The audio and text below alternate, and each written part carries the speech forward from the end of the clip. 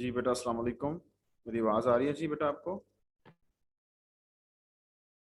जी sir, वालेकुम सलाम।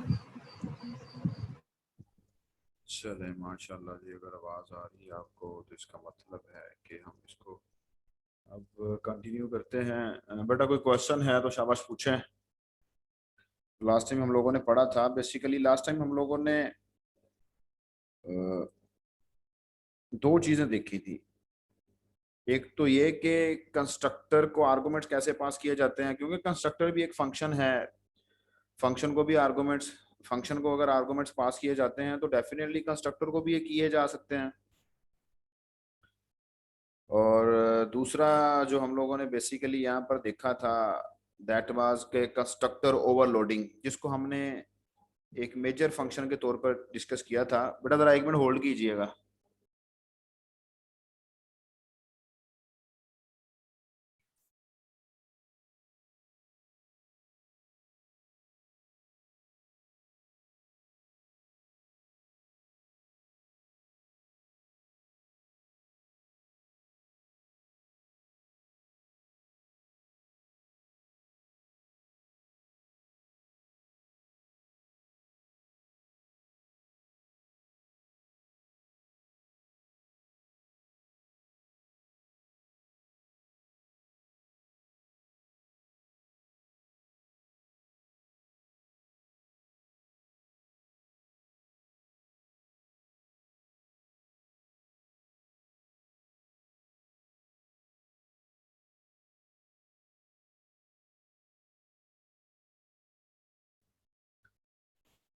तो बेटा हमने एक तो ये देखा था कि कंस्ट्रक्टर को आर्गुमेंट्स कैसे पास किए जाते हैं, क्योंकि कंस्ट्रक्टर भी एक फंक्शन है और हम लोग फंक्शंस को आर्गुमेंट्स पास करते आए हैं।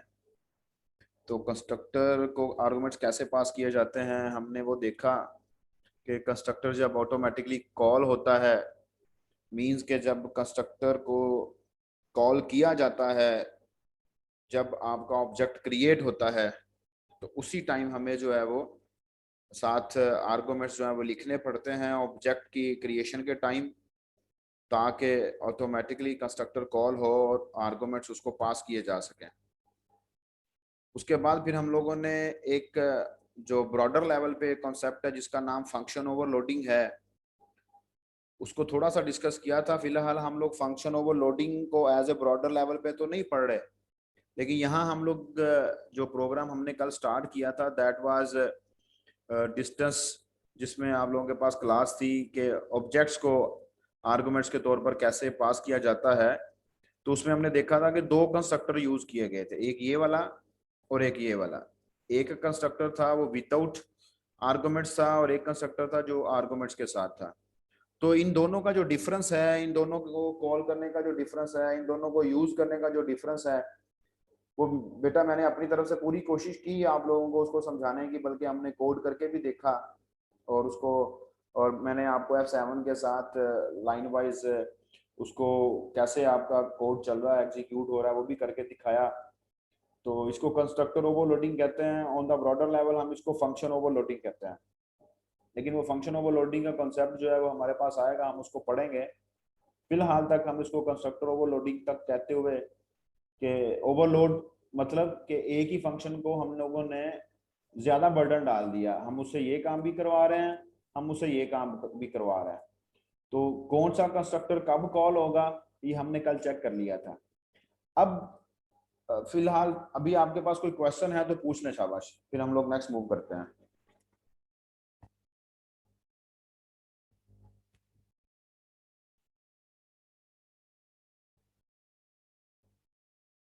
जी बेटा, है कोई क्वेश्चन आपको?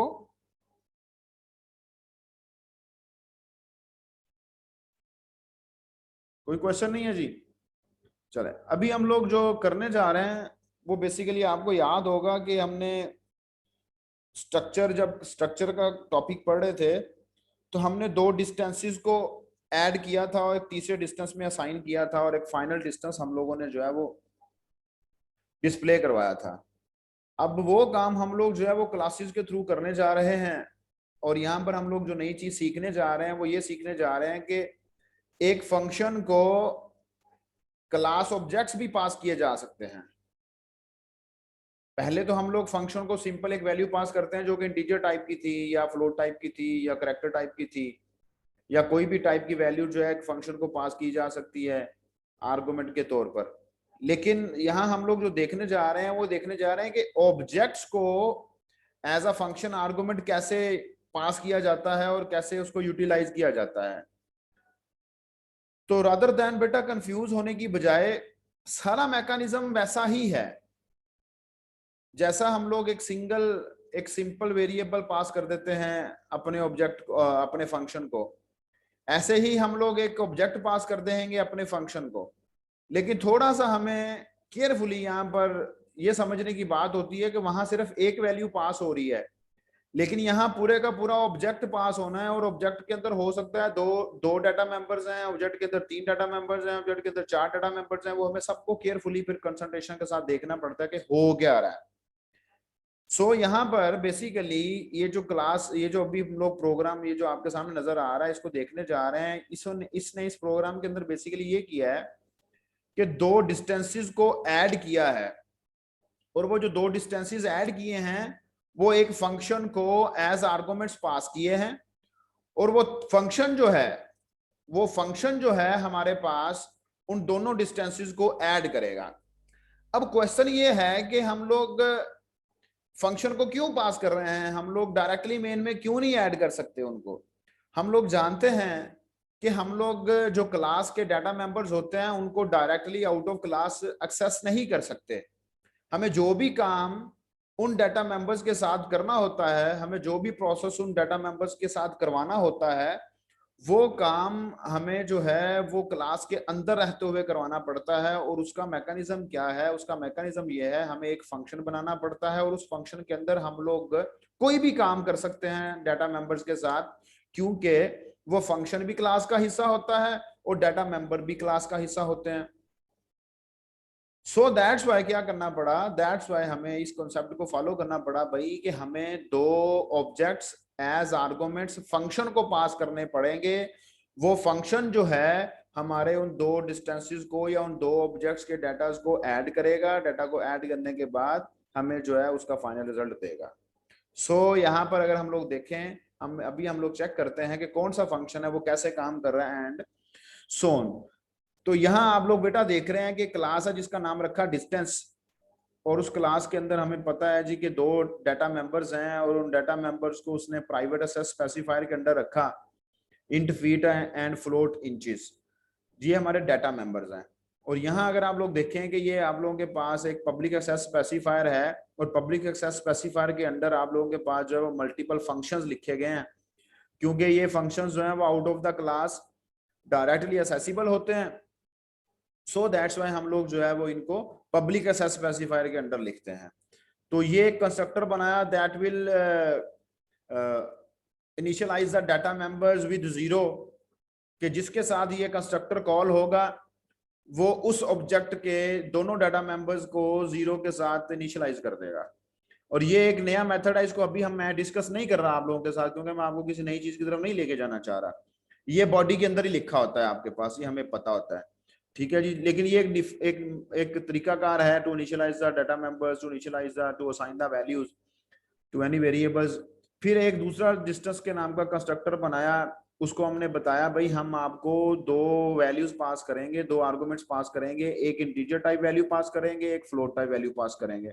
ये कंस्ट्रक्टर के फंक्शन को, डिस्टेंस के कंस्ट्रक्टर को हम लोग दो वेरिएबल्स की वैल्यूज पास करेंगे या वेरिएबल्स पास करेंगे। एक वैल्यू जो है वो आप लोगों के पास एफ में आ जाएगी, एक वैल्यू जो है वो आप लोगों के पास IN में आ जाएगी, ठीक है जी।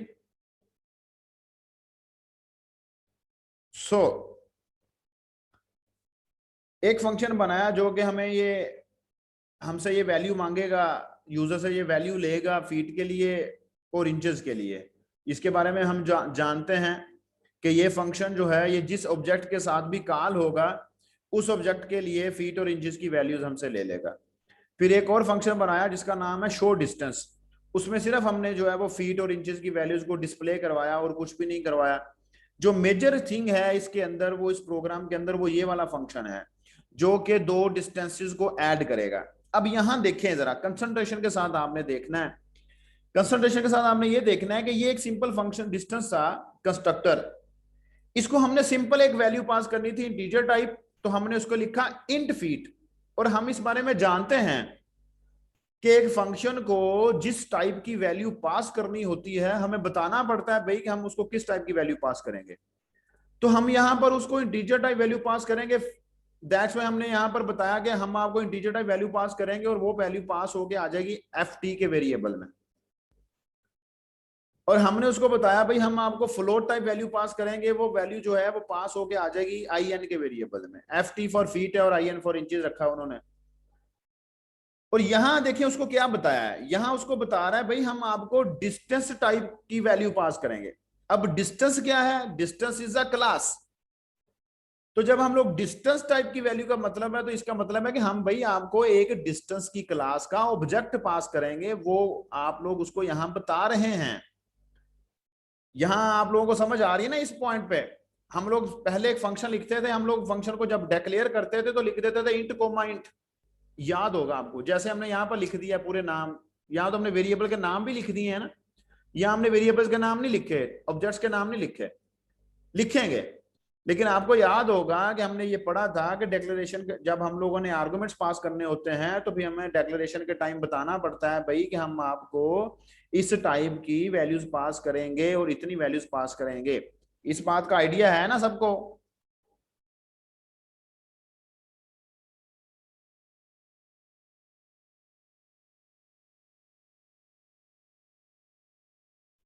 सो गए सब लोग, सो गए जी, वेरी गुड है, वेरी गुड। तो यहां हमने उसको बताया कि हम आपको इंटीजर टाइप और फ्लोट टाइप वैल्यू पास करेंगे, यहां हम उसको बता रहे हैं कि डिस्टेंस टाइप वैल्यू पास करेंगे।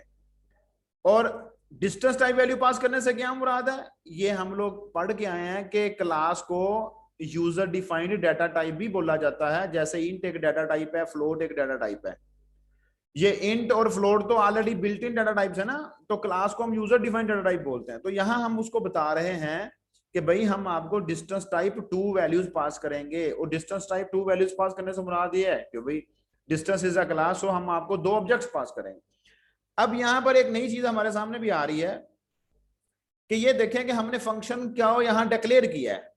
यहां फंक्शन को हमने डिक्लेयर किया, सारे फंक्शन डिफाइन कर दिए, लेकिन ये फंक्शन सिर्फ डिक्लेयर किया, इसको डिफाइन नहीं किया। ये उसने सिर्फ आप लोगों को दिखाने के लिए एक नई चीज आपके सामने लेके आने के लिए किया, अदरवाइज वो इसकी डेफिनेशन यहां भी लिख सकता था। आपने यही समझना है कि हमारी डेफिनेशन इसके अंदर ही है। तो ये एक तरीका कार है बेटा, ये जब क्लास से बाहर किसी फंक्शन को डिफाइन करना है, यहां डिक्लेयर किया सिर्फ। और ये एक तरीका कार है जिसको हम कहते हैं कि क्लास के बाहर जब हम लोग किसी फंक्शन को डिफाइन करते हैं तो उसका क्या तरीका कार है। मतलब इस फंक्शन की डेफिनेशन ये हमने स्टार्ट की क्लास के बाद। अब वो तरीकाकार क्या है, वो तरीकाकार ये है कि हम लोग जो है फंक्शन की रिटर्न टाइप लिखते हैं। ये देखें जरा, मैं अभी आपके साथ एनोटेट करता हूं। ये फंक्शन की रिटर्न टाइप आई, ये फंक्शन का नाम आया, ये क्लास का नाम आया जिस क्लास का ये फंक्शन है। क्योंकि हम इसको क्लास के बाहर डिफाइन कर रहे हैं तो हो सकता है हमारे प्रोग्राम में एक से ज्यादा क्लासेस हो, तो हमें बताना पड़ेगा भाई कि क्लास का नाम, ये किस क्लास का फंक्शन है, इस क्लास का फंक्शन है। ये जो आप लोगों के पास 2 टाइम कॉलन साइन डाला हुआ है, इसको कहते हैं स्कोप रेजोल्यूशन ऑपरेटर। लिख लें, नोट कर लें, क्या कहते हैं, स्कोप रेजोल्यूशन ऑपरेटर। ये स्कोप रेजोल्यूशन ऑपरेटर यूज किया जाता है जब आप लोग किसी फंक्शन को क्लास के बाहर डिफाइन करना चाहते हैं, बस इतना ही है और कुछ नहीं है।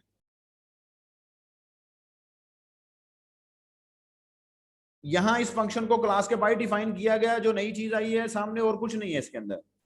अदरवाइज हम ये ना लिखते, हम क्लास के अंदर इसको डिफाइन कर देते, तो क्लास के अंदर डिफाइन कर देते हम इसको सिंपली। अब अब क्या किया उसने, अब वो इस फंक्शन को डिफाइन कर रहा है। फंक्शन को डिफाइन करते वक्त हमें पता है कि जब हम लोग फंक्शन की डेफिनेशन लिखते हैं, ये देखें जरा, मैं अगर आपको एनोटेट करूं, ये डिस्टेंस है, ये डिस्टेंस है। जब हम डेफिनेशन लिखते हैं तो फिर हमें साथ में वेरिएबल्स मेंशन करने पड़ते हैं भाई कि हम लोग जो पास करेंगे वो इन वेरिएबल्स में आएगा। तो यहां हम लोग जो है वो ऑब्जेक्ट पास करेंगे, किस टाइप के ऑब्जेक्ट होंगे, डिस्टेंस के टाइप के, तो हमने उसका नाम लिख दिया। और यहां हम एक दूसरा ऑब्जेक्ट पास करेंगे, वो किस टाइप का होगा, वो भी डिस्टेंस की टाइप का होगा, हमने उसका भी नाम लिख दिया। मतलब कि जो भी ऑब्जेक्ट हम इस फंक्शन को पास करेंगे वो पास होके D2 में आ जाएगा और दूसरा जो है वो D3 में आ जाएगा। ठीक है जी। अब हमारे ऑब्जेक्ट्स में क्या है, अब हमारे ऑब्जेक्ट्स में क्या हो सकता है, हम जानते हैं कि हमारे ऑब्जेक्ट्स में फीट और इंचीज हैं, तो इस D2 के अंदर भी फीट और इंचीज होंगे, इस D3 के अंदर भी फीट और इंचीज होंगे, जो हम वहां से पास करेंगे ऑब्जेक्ट उसके अंदर भी फीट और इंचीज होंगे। तो अब देखें क्या हो रहा है, D2 के इंचीज प्लस D3 के इंचीज वो किसको साइन हो जाएंगे, इंचीज को। किसके इंचीज को होंगे असाइन, जिस ऑब्जेक्ट के साथ ये फंक्शन कॉल होगा, क्योंकि हम जानते हैं कि फंक्शन उसी ऑब्जेक्ट के लिए काम करता है जिस ऑब्जेक्ट के साथ वो कॉल किया जाता है। यहां हमने देखे मेंशन किया D2 के इंचेस प्लस D3 के इंचेस। ये D2 के इंचेस कौन से, ये D2, ये D3 के इंचेस कौन से, ये D3। लेकिन यहां हमने मेंशन नहीं किया कि किसके इंचेस, यहां हमें मेंशन करने की जरूरत नहीं है। यहां हमें मेंशन करने की जरूरत इसलिए नहीं है क्योंकि आप लोग यहां देख सकते हैं, ये देखें जरा, ये देखें,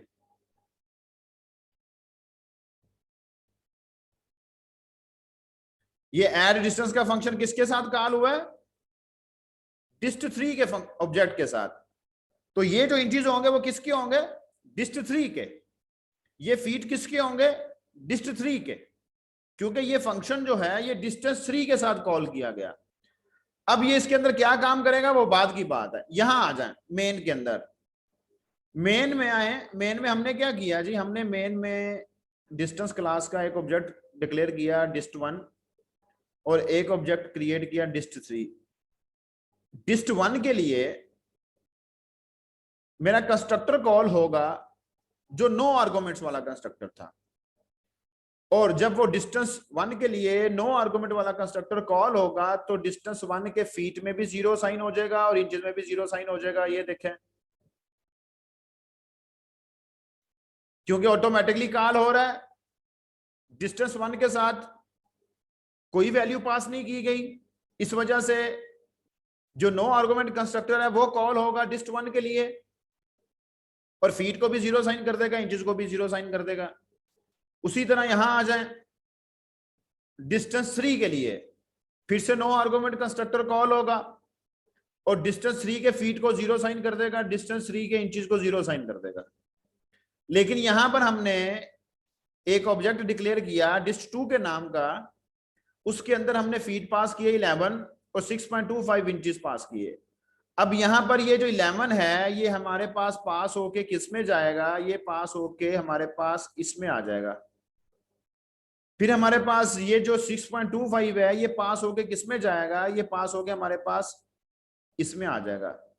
क्यों, क्योंकि जब ऑब्जेक्ट क्रिएट होता है तब हमारे पास कंस्ट्रक्टर ऑटोमेटिकली कॉल होता है, और यहां हमने ऑब्जेक्ट के साथ ही 2 वैल्यूज पास की हैं। इसका मतलब है कि जो कंस्ट्रक्टर कॉल होगा वो 2 आर्गुमेंट्स वाला कंस्ट्रक्टर कॉल होगा, और वो 2 आर्गुमेंट्स वाला कंस्ट्रक्टर कौन सा है, 2 आर्गुमेंट्स वाला कंस्ट्रक्टर आपके पास ये वाला है। ये क्या करेगा, ये dist2 के फीट में ft की वैल्यू साइन कर देगा और dist2 के इंचेस में in की वैल्यू साइन कर देगा। ठीक है जी, क्योंकि हमने dist2 के साथ ये 2 वैल्यूज पास की थी 11 एंड 6.25। dist1 जो है इसके लिए वैल्यूज यूजर से मांगी गई, गेट डिस्टेंस का फंक्शन, गेट डिस्टेंस का फंक्शन कॉल होगा। गेट डिस्टेंस का फंक्शन क्या कर रहा है, गेट डिस्टेंस का फंक्शन जो है वो यूजर से वैल्यूज मांग रहा है। किसकी वैल्यूज मांग रहा है, फीट की वैल्यूज मांग रहा है और इंचेस की वैल्यू मांग रहा है। तो आप फीट और इंचेस की वैल्यू दे रहे हैं गेट डिस्टेंस के थ्रू। ठीक है जी, फिर आपने डिस्टेंस 3 के साथ जो है वो एड डिस्टेंस का फंक्शन कॉल किया और एड डिस्टेंस के फंक्शन को डिस्टेंस 1 पास किया। डिस्टेंस 1 में आपके पास क्या था, डिस्टेंस 1 में आपके पास वो था जो कि आपने यहां से यूजर से लिया था। डिस्टेंस 2 में आपके पास क्या है, डिस्टेंस 2 में आपके पास जो ये है ये। अब डिस्टेंस 1 के फीट एंड इंचेस जो आपने यूजर से लिए थ्रू दिस मेथड, डिस्टेंस 2 के फीट एंड इंचेस जो आपने यहां से लिए थ्रू दिस मेथड, और आपने वो दोनों ऑब्जेक्ट्स पास कर दिए इस फंक्शन को। ये फंक्शन कहां है, ये फंक्शन आप लोगों के पास ये सामने आपको नजर आ रहा है, ये इसकी डेफिनेशन है। अब डिस्टेंस 2 जो है वो डिस्ट 1 जो है ये पास होके किस में चला जाएगा, ये पास होके आपके पास जो है डिस्ट D2 में चला जाएगा, क्योंकि एड डिस्टेंस का फंक्शन कॉल किया ना हमने। और फिर डिस्ट 2 जो है ये पास होके किस में चला जाएगा, ये D3 में चला जाएगा।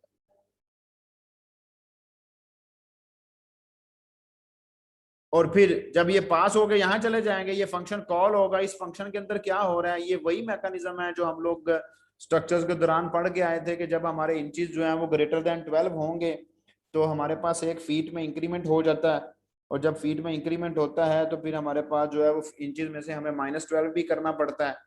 -12 भी किया और इंचेस में इंक्रीमेंट भी किया, और देन एट द एंड हमने फीट कैलकुलेट किए। इस फंक्शन के अंदर जो फीट एंड इंचेस कैलकुलेट हो रहे हैं, जैसा ये है फीट है, ये इंचेस है, ये इंचेस हैं, ये इंचेस, ये फीट, ये फीट, ये डिस्ट 3 के हैं, इसके हैं, इसके, क्योंकि डिस्ट 3 के लिए ऐड अंडरस्कोर डिस्टेंस का फंक्शन कॉल किया गया है। डिस्टेंस डिस्ट 1 का फीट और इंचेस D2 में आ गए थे, और डिस्ट 2 के फीट एंड इंचेस D3 में आ गए थे, तो उनको हम लोग यूटिलाइज कर रहे हैं, ये देखें, और इनको हम लोग यूटिलाइज कर रहे हैं, ये देखें यहां पर। ठीक है जी। तो फिर इसके तरह क्या हुआ, इस तरह हमारे पास ऐड डिस्टेंस के फंक्शन ने दो डिस्टेंसेस को ऐड किया, दो डिस्टेंसेस के फीट को ऐड करके यहाँ आ गए, उनके इंचेस जो है वो आप लोगों के पास यहाँ से कैलकुलेट हो जाएंगे, और देन आप लोग क्या कर रहे हैं, डिस्ट 3 डॉट शो डिस्टेंस का फंक्शन कॉल करेंगे, तो आपके पास डिस्टेंस 3 के जो फीट और इंचेस हैं वो भी डिस्प्ले हो जाएंगे, यहाँ से डिस्टेंस 1 के फीट और इंचेस डिस्प्ले हो जाएगा, यहाँ से डिस्टेंस 2 के फीट और इंचेस डिस्प्ले हो जाएंगे। जी बेटा, कोई क्वेश्चन किसी को?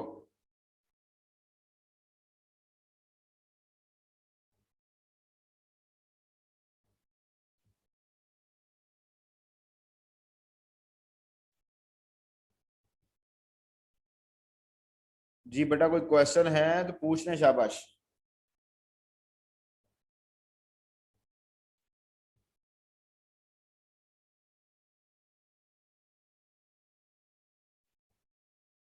जी, किसी को कोई क्वेश्चन नहीं है?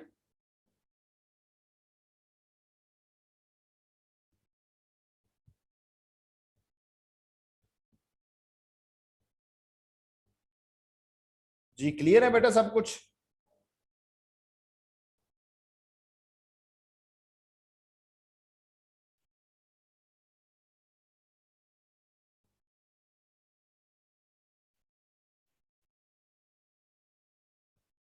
चलें, वेरी गुड जी। तो अब नेक्स्ट मूव करते हैं, यहां तक तो आप लोगों को कोई क्वेश्चन नहीं है। तो स्कोप रेजोल्यूशन ऑपरेटर के बारे में देखते हैं, ये जो उसने यूटिलाइज किया हुआ है। स्कोप रेजोल्यूशन ऑपरेटर जो है, it is used to initialize the functions class member functions outside the class.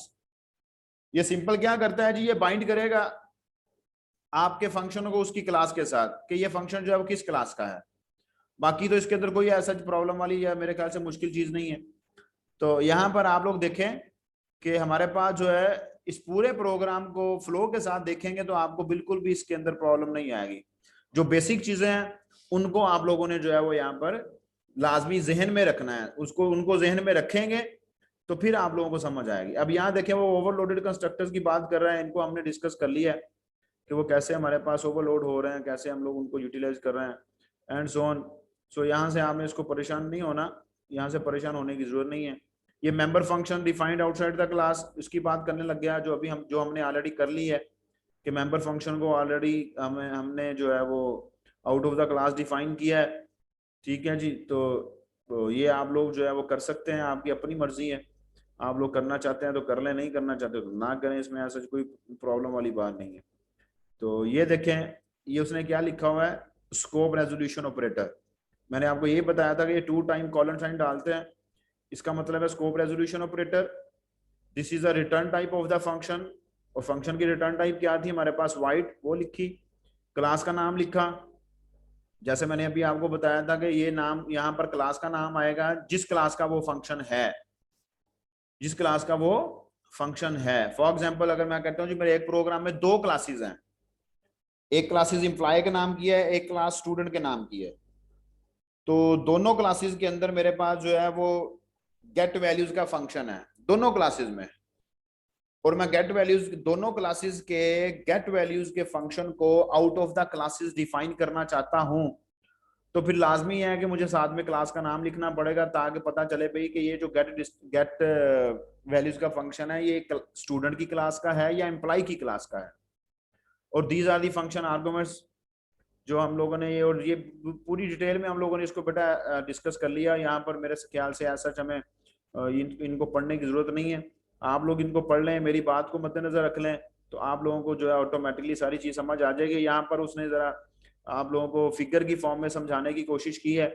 ये देखें, ये वही फीट और इंचीज है बेटा जो फंक्शन के अंदर लिखे हुए थे एड अंडरस्कोर डिस्टेंस के फंक्शन में, जो मैं कह रहा था कि ये फीट और इंचीज जो हैं ये dist3 के हैं।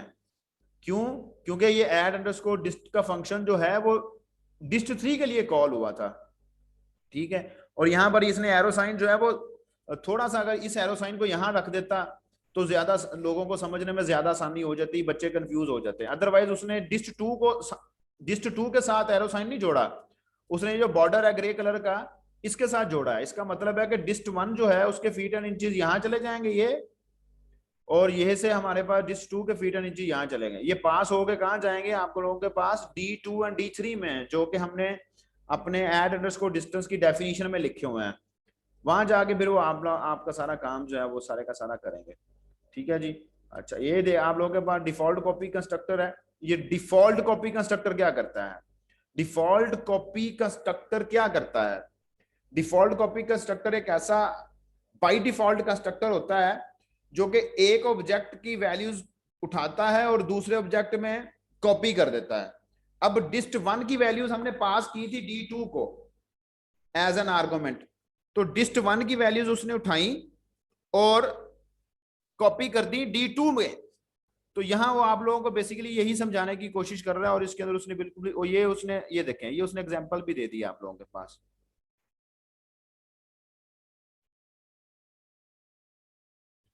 देख रहे हैं जी एग्जांपल, मतलब एक ऑब्जेक्ट इक्वल्स टू दूसरा ऑब्जेक्ट, तो यहां पर डिफॉल्ट कॉपी कंस्ट्रक्टर कॉल होगा बाय डिफॉल्ट, और क्या करेगा डिस्टेंस1 के अंदर जो कुछ भी है वो किसको पास कर देगा?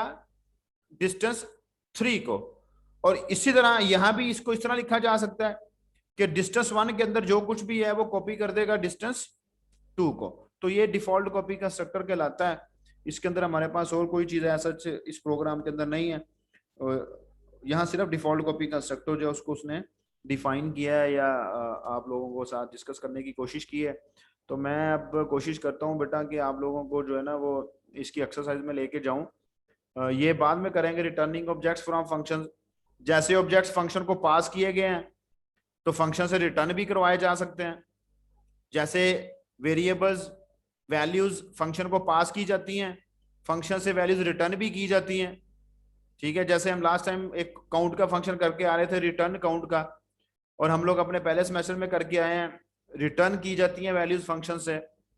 उसी तरह सिंपली अगर ऑब्जेक्ट्स जो हैं वो फंक्शंस को पास किए जा सकते हैं, तो ऑब्जेक्ट्स जो हैं वो फंक्शन से रिटर्न भी करवाए जा सकते हैं।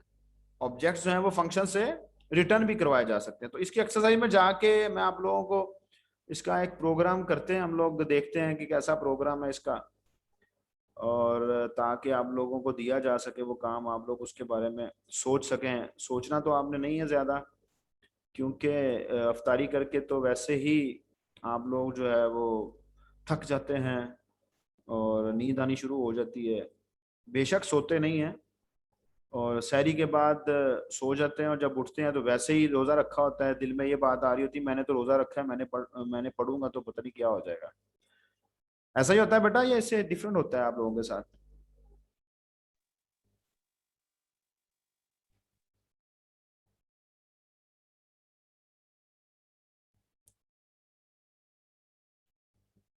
कुछ बोला तो करें आप, तो मुझे लग रहा है मेरे स्टूडेंट्स गूंगे हैं। मुझे लगता है कि आप लोगों के साथ एक क्लास जो है ना वो गपशप के लिए रखनी पड़ेगी, बातें करने के लिए रखनी पड़ेगी, क्योंकि 3 सेमेस्टर हो गए हैं और हम लोग जो है वो पढ़ते ही जा रहे हैं। कभी हमने बातें नहीं की, आप लोगों का इंट्रोडक्शन नहीं किया। बाई चांस अब हुआ ये है कि क्लासेस ही ऑनलाइन हो जाती हैं।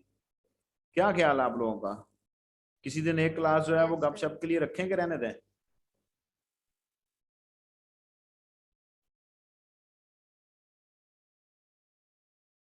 चलें ठीक है। इंशाल्लाह ताला हम लोग आज ये आप ये काम करें, नेक्स्ट क्लास हम लोग कल फ्राइडे है, कल या सैटरडे को करेंगे, उसमें हम लोग गपशप करेंगे। कल होती है ना वैसे हमारी फ्राइडे की क्लास, वो जो एक्स्ट्रा क्लास लगी हुई है। यस सर, होती है। तो आप जो है, लेकिन एक शर्त पे रखेंगे वो सेशन गपशप का, अगर आप लोग गपशप करेंगे, अदरवाइज तो मैं भी यहाँ चुप करके बैठा रहूंगा, मुझे भी इतनी बातें नहीं आती, आप लोग भी चुप करके बैठे रहेंगे, तो वो 45 मिनट्स या 40 मिनट्स हम लोगों ने चुप करके बैठना है, तो उससे अच्छा है कि हम ना ही बैठे, आपस में डिस्कस करके प्लान करके मुझे बता दीजिएगा। आप लोगों के साथ जो है वो किसी दिन गपशप लगाते हैं, गपशप का सेशन रखते हैं। सर कल 5 to 6 क्लास है। जहीम कल 5 to 6 क्लास है, तो कल कोशिश करेंगे 5 बजे रख लेंगे, उस आपका अफ्तारी का टाइम भी थोड़ा सा गुजर जाएगा, करीब आ जाएगा, क्या कह रहे हैं? 5 बजे उसमें फिर ये होता है बेटा, असर की नमाज का टाइम भी आ जाता है, फिर कोशिश करेंगे उसके बाद रख लें या उससे पहले रख लें,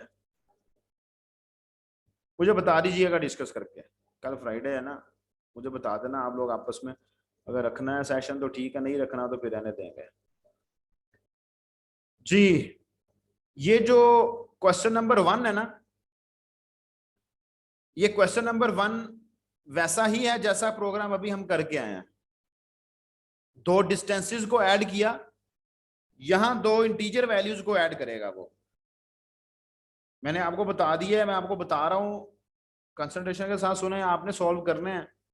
नो डाउट कि इनका सोल्यूशन भी बैकएंड पे अवेलेबल है, लेकिन उसका फायदा बेटा तब है अगर आप लोग इसको खुद से कर लेंगे, अगर आप इसको अंडरस्टैंड करके करेंगे फिर फायदा होना, अदरवाइज कोई फायदा नहीं है। और दूसरा प्रोग्राम जो है, दूसरे प्रोग्राम को पढ़ते हैं।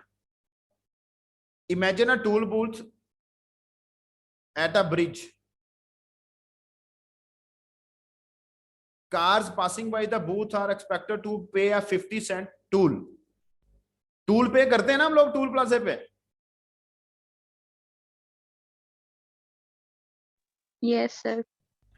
तो वो बेसिकली आपसे वो ये कह रहा है कि हमारा एक ब्रिज है, उस ब्रिज के ऊपर एक टूल बूथ बना हुआ है, कार जो है उस टूल बूथ पे, उस टूल बूथ से पास जब करती हैं तो 50 रुपीज कह लेते हैं, उसने सेंट लिखा हुआ है, हम अपनी लैंग्वेज में बात कर लेते हैं, 50 रुपीज जो है वो पे करती हैं। वो कहता है mostly they do, but sometimes a car goes by without paying. ज्यादा तौर पर कहता है कार जो है वो पैसे पे करके जाती है, लेकिन समटाइम ये भी होता है वो नहीं भी पे करती चली जाती है। Tool booth keeps track of the number of cars that have gone by. कहता है टूल बूथ जो है वो रिकॉर्ड रखता है कि कितनी कार्स जो है वो गुजर के गई हैं। टूल बूथ अपने पास रिकॉर्ड रखता है कि कितनी कार्स जो है वो गुजर के गई हैं। फिर वो कहता है साथ साथ टोटल अमाउंट ऑफ मनी जो कलेक्ट हुई है उसका भी रिकॉर्ड रखता है, कि एक ब्रिज के ऊपर टूल बूथ बना हुआ है, उस टूल बूथ से कार्स गुजरती हैं, कार्स जो है मोस्टली पे करके गुजरती हैं, लेकिन कुछ टाइम सम टाइम वो नहीं भी पे करती, और टूल बूथ जो है वो नंबर ऑफ कार्स जो पास हुई हैं उनका भी रिकॉर्ड रखता है, और जो टोटल अमाउंट इकट्ठी हुई है उसका भी रिकॉर्ड रखता है। उसके लिए वो कहता है कि model a tool booth, this tool booth, ये जो क्लास, ये जो टूल बूथ है वो कहता है model this tool booth with a class called tool booth. कहता है क्लास बनाए जिसका नाम टूल बूथ है, जिसमें 2 डाटा आइटम्स रखने हैं आपने। The 2 data items are a type unsigned int to hold the total number of cars.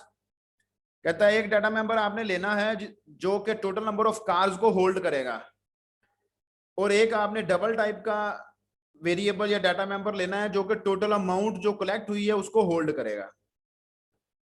फिर वो कहता है जी, a constructor initializes both of these to zero. A constructor initializes both of these to zero. वो कहता है constructor define करना है जो कि इन दोनों डाटा मेंबर्स को जीरो के साथ इनिशियलाइज करेगा, सारा कुछ बताता जा रहा है। फिर कहता है member function called paying car. कहता है एक आप लोगों ने एक फंक्शन बनाना है जिसका नाम रखना है पेइंग कार। वो क्या करेगा, वो करेगा increments the car total and adds 0.50 to the cash total. वो कहता है जो टोटल नंबर ऑफ कार्स हैं उनमें इंक्रीमेंट करेगा, और जो हमारी अमाउंट होगी उसमें 50.50 जो है वो ऐड कर देगा, क्योंकि उससे क्या पेइंग कार गुजरी है ना, पेइंग कार, ऐसी कार जो पे करके गुजरी है।